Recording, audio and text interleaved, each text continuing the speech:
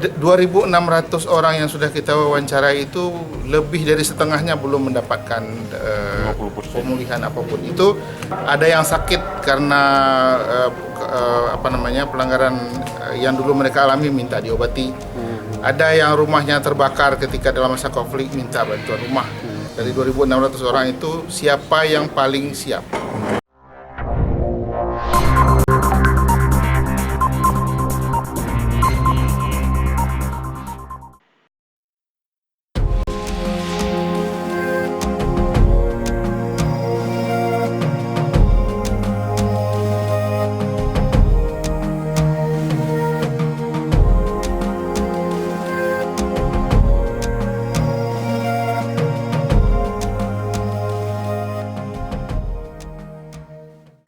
KKR itu kalau menurut undang-undang ada 3: pengungkapan kebenaran pelanggaran hak asasi manusia, kemudian yang kedua adalah reparasi, dan yang ketiga adalah rekonsiliasi. Jadi dia itu ketiga-tiganya itu satu paket. 16 orang yang akan memberikan kesaksian tentang pelanggaran HAM besok itu wakil saja dari 2.600 orang yang sudah kita wawancarai. Jadi kalau kita tanyakan apa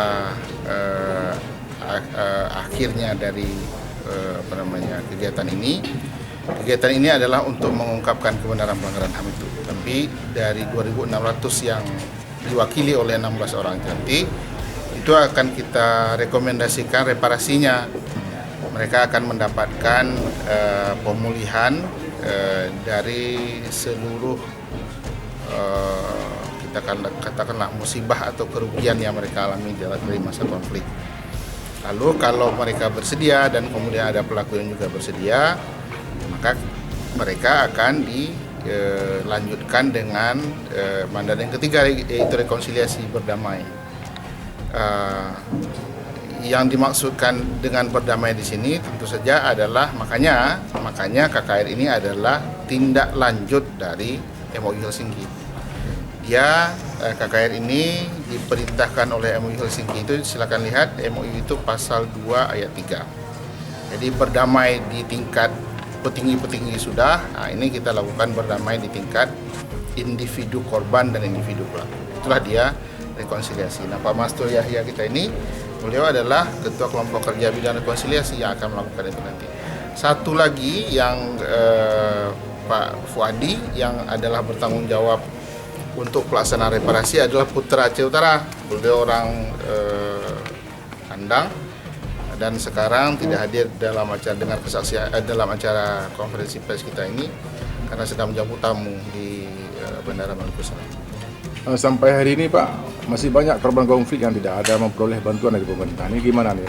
Ya, dan problemnya satu.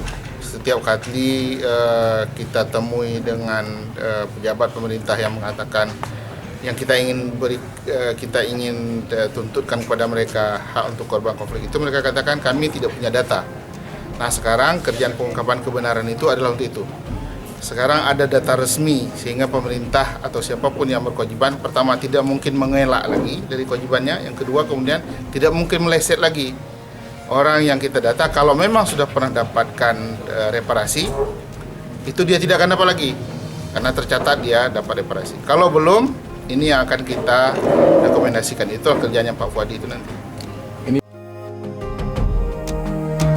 mendengarkan transaksi Pak, apakah transaksi ini Pak korban konflik nggak trauma lagi Pak? Menambah trauma lagi Pak. Makanya yang diutamakan itu adalah, jadi ingat tadi orangnya semuanya sudah kami wawancara 2.600 orang. Dari 2.600 orang itu siapa yang paling siap kita tawarkan. Makanya dari 16 orang ini adalah orang yang tidak trauma. Apakah dengan adanya pemberian kesaksian korban tidak akan terulang lagi masalahnya, artinya trauma yang telah dirasakan? Trauma itu kita cegah sebesar mungkin. Justru sebenarnya dengan mereka maju ke depan mengungkapkan apa yang terjadi di masa lalu, masyarakat bisa belajar betapa buruknya konflik itu. Jangan itu ulang dong.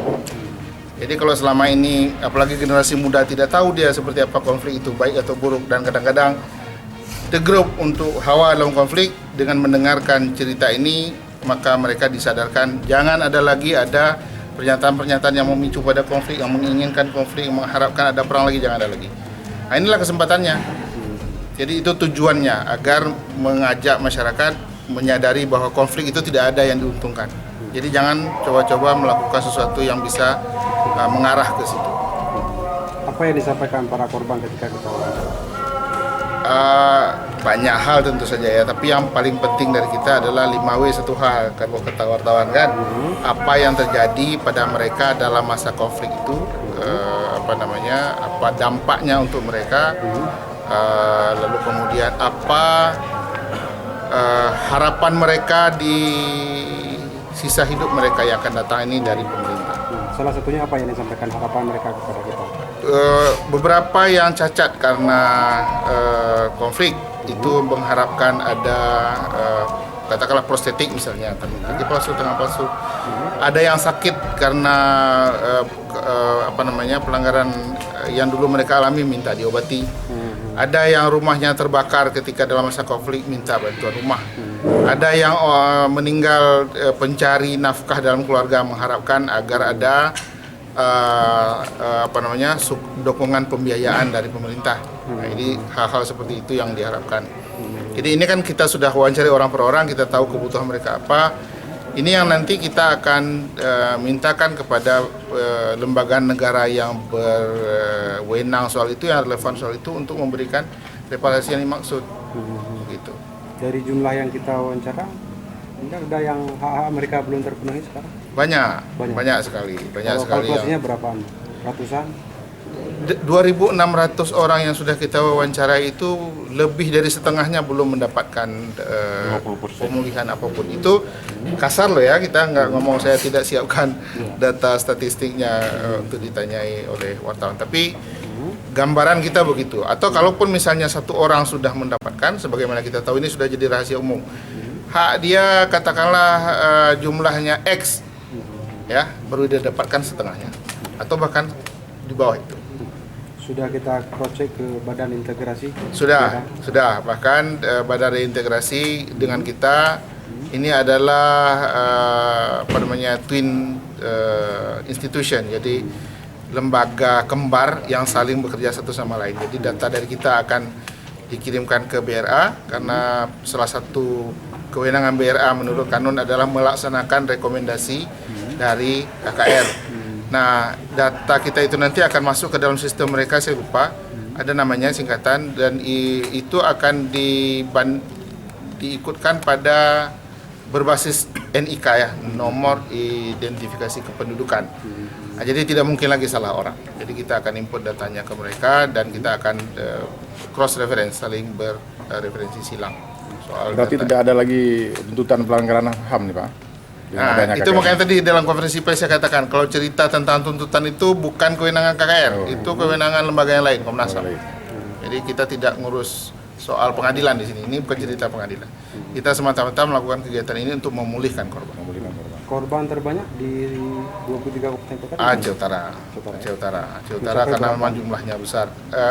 Tidak bisa kita katakan karena kita hanya di Aceh Utara pun sekarang hanya bisa menyentuh pucuk esnya saja. Dari 2.600 itu di seluruh Aceh, dari 16 kabupaten kota.